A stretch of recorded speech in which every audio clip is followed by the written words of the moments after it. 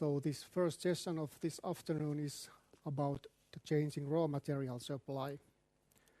And I will start my share by reviewing the global fiber resources, mainly the global volumes of fiber resources used in pulp and paper making. First, I will show you the current volumes of the growing stock of wood in a global scale, and some values for the mostly used or common non-wood fibers used, and then some words about the recovered paper. Then I will go through some forecasts about the demands for the future of these fiber sources, ending up to a brief summary of how the future looks like and pointing out some of the reflections on fiber supply for paper making.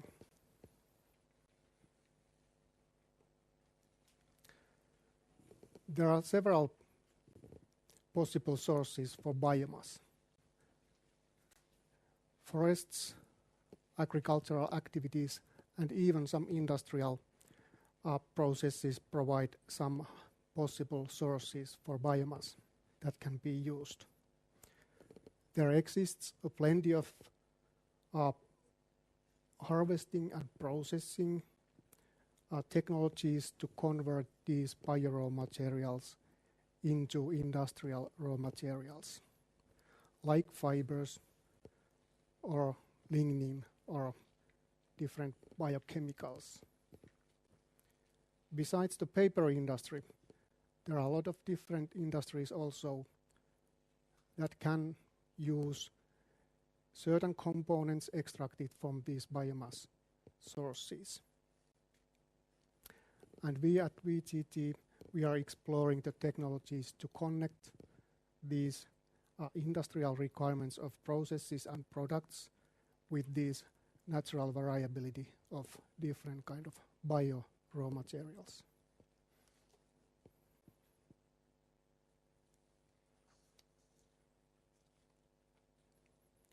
The amount of growing wood in the forests, it has been quite stable during the past 20 decades globally.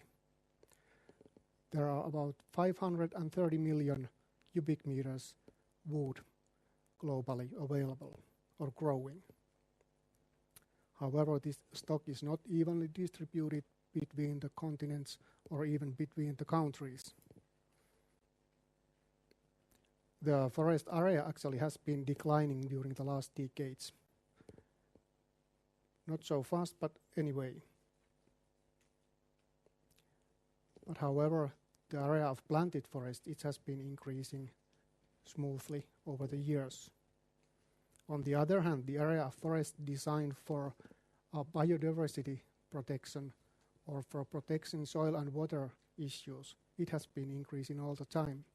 And actually the area of forest primarily grown for the wood production, it has been decreasing also globally.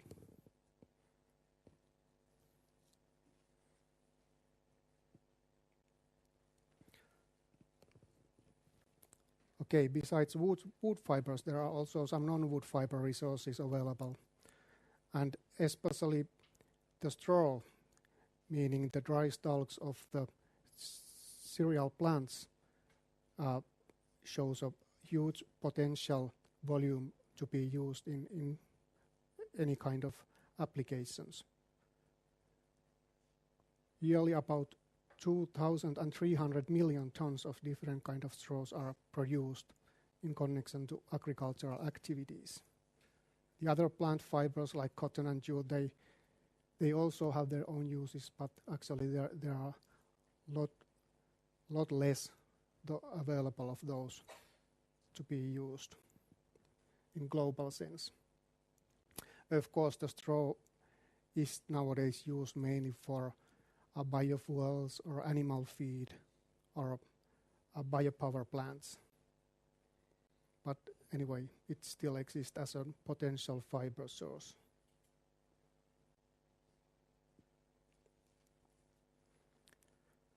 Well, the third fiber source used in paper making, in addition to wood fibers and non-wood fibers, is the recovered paper. And actually, during the past years, over 210 million tons have been collected, and then, of course, used for paper making purposes each year.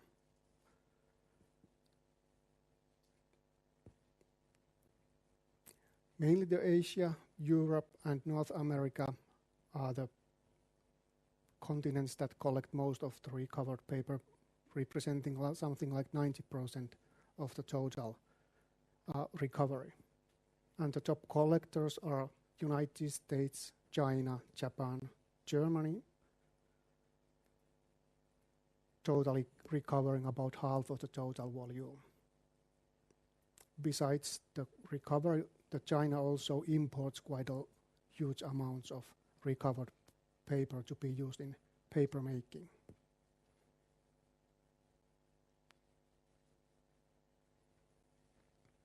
It's a bit surprising, but actually over 50% of the total wood volume collected every year is used for firewood in global sense. About 25% is used for wood products, and only about 15% is used for pulp and paper making purposes. And these shares have been actually quite stable over the last years.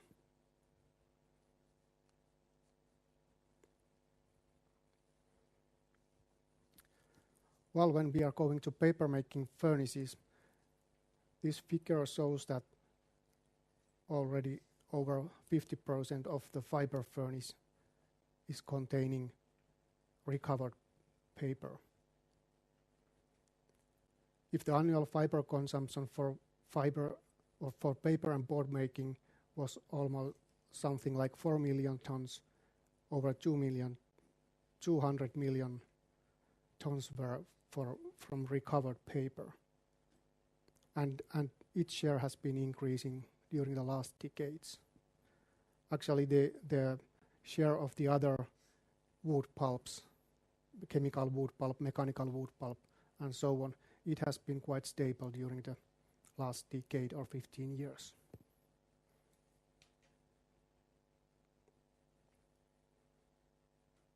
Then if we look at, for example, this pulp demand forecast made by Pöyry 2 years ago, it indicates that, or actually we can see from the left side of the figure that the growth rate of the pulp consumption has been something like 2% per year during the past 15 years.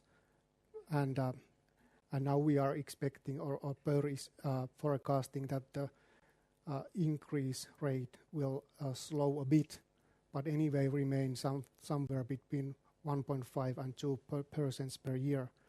And that would mean that by the year 2025, the pulp consumption would be clearly higher than nowadays. It will increase from 400 million tons to 500 million tons, the annual consumption. And it is expected that mainly this increase will be coming from the increased recovered paper use. This sounds a bit strange when we are thinking about the European situation. The recovery rates are quite high, but in other places in the world, the recovery rates are much, much lower, and that it is expected that especially in China, these activities will become more efficient and more recovered paper will be recovered. When thinking about the wood pulps, it is expected that slightly the amount of chemical pulps to be used will increase, while there will be a small reduction in case of mechanical pulps. totally these changes in this increased kraft pulp usage and slight shift from the mechanical pulp grades to chemical pulp grades, it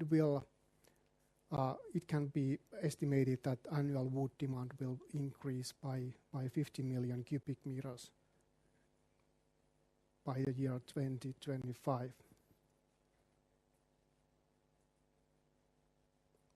But it is much less than that of recovered paper. Okay, then wood is also used for dissolving pulps. The production rate has increased a little bit over than 2% per year during the past 10 years, but now there are some indications and expectations that this increase rate might become even close to 9% by the year 2025. And that would, of course, affect on the total wood consumption. And it can be estimated that this would be something like plus 30 million cubic meters annually.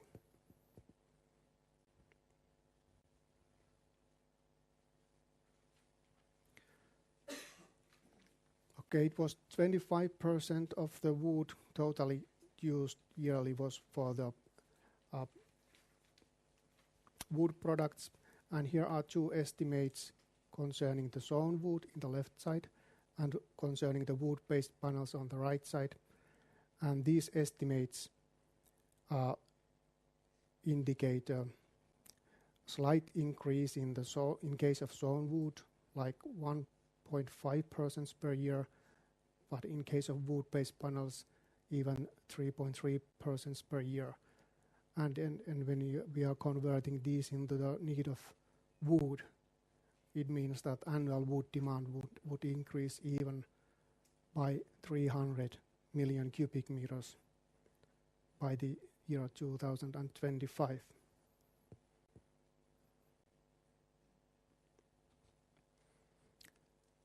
There are also increasing demand for the bioenergy. The global primary energy demand is expected to grow almost by 2% per year during the next decade. The share of the biomass and other bio-waste is about 10%.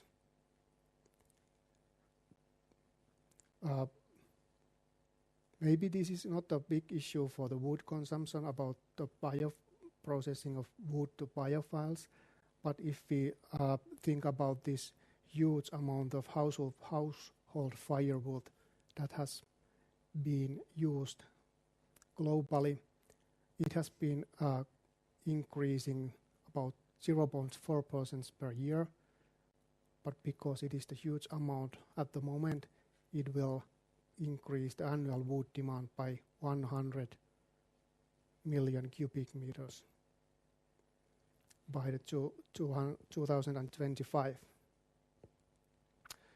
So now when we are summarizing those different aspects of the wood consumption, it seems that the annual wood consumption can be expected to increase with 480 million cubic meters by 2025 from the current 3,400 million cubic meters.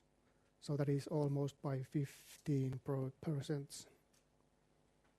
Most of that wood is expected to go to wood products, some for energy use, and of course some till pulp and paper or textile fibers.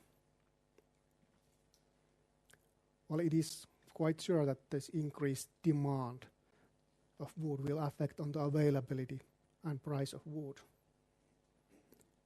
So there is a reason to search also the possibilities to use alternative fiber resources. Another clear change is the expected increasing share of the recovered paper as a fiber source, and then all kind of activities related to collecting and utilizing this changing raw material is for good. Okay, I will stop my presentation with these words and thank you for your attention.